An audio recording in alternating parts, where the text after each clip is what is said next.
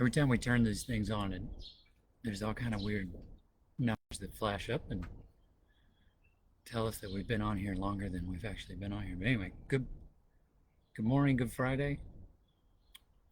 Welcome. This is the end of our week, so welcome to your weekend. And I'm Pastor Ben, Director of Social Justice Ministries. Just wanted to pass along a few updates for you. So we'll give this a second in case a couple more people want to join. I know Brian is helping us out.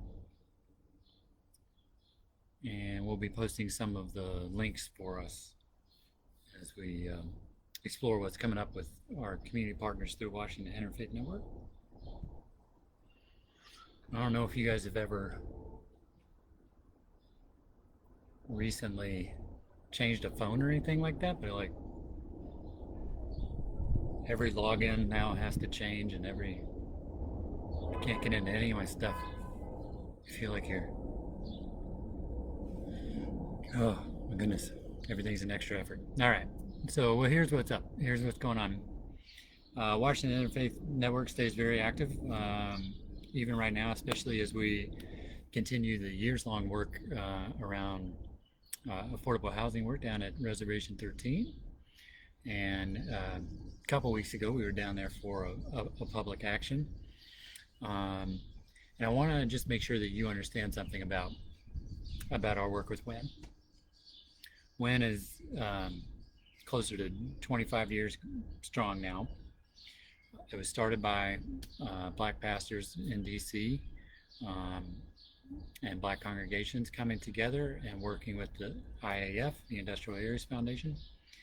Emory United Methodist Church up near Georgia Avenue was one of the founding congregations. Foundry came along not too long after. But everything that we do with WIN, we take our kind of instruction, and we take our direction and our vision from the congregations and from the communities that are having specific needs that are coming up. In particular, we really focus on areas of high unemployment, areas of high evictions, areas or sectors where people are being underpaid or not respected in the ways that they should be when it comes to wages or benefits. Work a lot with, over the years we've worked with transit, we've worked with affordable housing, but we work with public housing, we work with work on anti-gun violence measures, ending homelessness, immigrant communities, all of this. But these priorities don't come out of thin air. They come from building relationship with people who are most directly affected by the policies of either employers or the city or of the environment around them. And so it's not, it is minority led. We work with organizers who help us stay in line and everything, but and on task, but this is not something that like me or like Pastor Ginger or Pastor Will or somebody are like, here's what we should work on. No, it comes directly from affected communities, and then we rally with the support that we have, the access that we have as kind of a more privileged congregation, and especially as a congregation that tends to have more power when it comes to being able to mobilize funds. But that's where the direction comes from, right? It comes from our neighbors who are most affected. Well, we continue that work.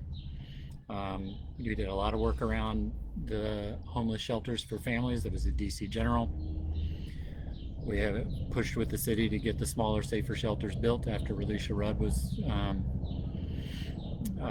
technically missing, but presumed killed, which was tragic. 2014, she was only 7-8 years old. Fast forward to today, DC General was closed down, the smaller shelters have been built, but the land over near RFK is starting to get proposals for development. And the fight for us is to ensure that it is affordable housing, deeply affordable housing at rates 30% and below AMI, and wherever possible, opportunities for home ownership, in particular, in ways that help build equity and wealth for Black families. Those are the current efforts that are happening right now when it comes to Reservation 13, but also when it comes to WIN, with a new focus specifically around Black equity and wealth. And so you can continue to participate in that work. And it's not always about being in the council member's office. It's not always about showing up for a rally or something like that. There's behind the scene work that needs to happen. And in particular, when we do things around development, there's behind the scene work that needs to happen if we want to develop our own proposals for what could be built, if we want to develop our research around the developers who are submitting proposals for what they want to build there. There's behind the scene work that can happen with us and with our partner congregations. And then there's one-to-one work that can happen, continuing to meet, knock on doors in the neighborhoods that border priority areas like Reservation 13. So that's like Hill East, and that's Ward 7, and meeting with neighbors to hear about what they want to see on that site that's going to get developed just a few blocks from their houses. So it doesn't always have to be it doesn't always have to be a march. It doesn't always have to be a rally. It doesn't always have to be a lobby visit. There's a lot of interpersonal work and relationship work that can happen, and I hope that I want you to at least know that on some level, that you can participate in multiple ways. There's lots of ways to show up, and sometimes you can literally phone it in, and that's fine. We need that. So Brian's putting in for us excuse me, a couple of links about some of the active stuff that's happening, and I want you to check it out. And in particular, and Brian, if you can pull the link for the classes that are coming up that start on next Monday, May the 10th, called Building Your WIN Team. That's a place where you can really start getting a good idea about the variety of levels of engagement that you can have as we work with our interfaith partners, and the different ways that you can support. Maybe you are, we've got folks who are in Ward 6 and have skills around doing things like mapping, with like ArcGIS, and doing mapping on the screen, and they've kind of put their personal skills and desires into action, just kind of helping map like where is affordable housing currently, where is it not, and is the city kind of on target for the goals that the mayor and the council have set, and what does that look like mapped out. And they did that just as a way to help us visualize and otherwise tell the same story. So like maybe that's a passion of yours, not particularly the map thing, but maybe there is a passion of yours for how we can tell the story different. So I encourage you to check out the class that's coming up called How to Build Your WIN Team, and you can get in there and just start meeting some people from other congregations, from other faith backgrounds, about the different ways that we pull together to address critical needs in our community. I hope you can maybe check that out, and maybe it'll give you a little idea of the different ways that you can check in to participate. Because it's not, like I said, it's not always a lobby visit. It's not always standing out in the street. Sometimes it is that, sometimes it's not. There's a lot of ways for us to participate, and there is no one way that is more correct than the other.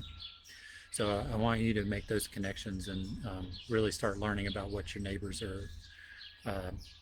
are experiencing, and the ways that we can rally our resources to respond to what's really needed. So that's the pep talk for today. Thank you, Brian, for supporting us.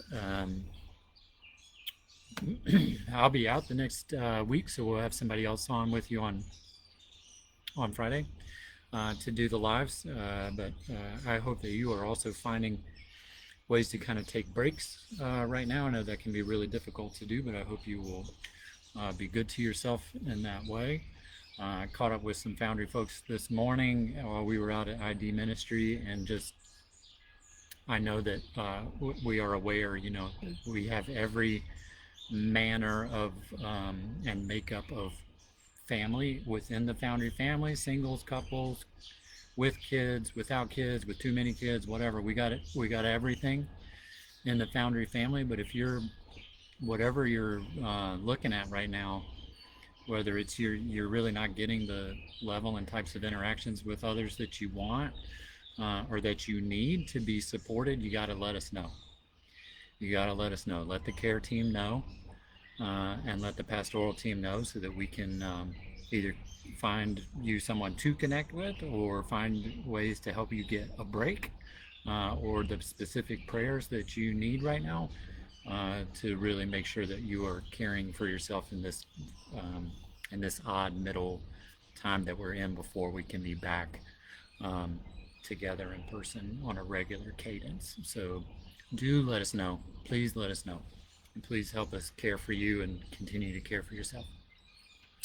Wear your masks when you're in big groups and when you're indoors in public spaces, and get your shots. Get your shots. Get your shots if you want to be somebody who helps people to get to appointments, make appointments, find where their walk-up sites are. The JCC is doing really good work, and I'm happy to connect you to that. They are specifically in need of Spanish language skills. So if you are somebody who wants to help out in that way, please connect with me or connect directly with Sonia Weisberg over at the DC JCC. Otherwise, make sure that you and the people around you are doing what they need to do to make sure that we are all staying safe and keeping each other safe.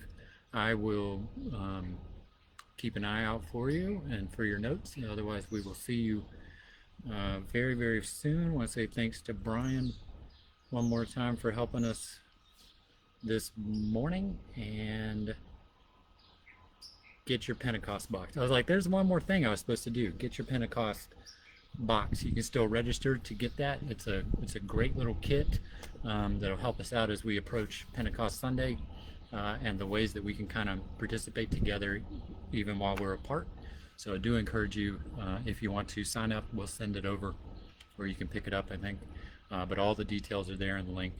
And we will see you very, very soon on the backside of this vacation. Bye, everybody. See you later.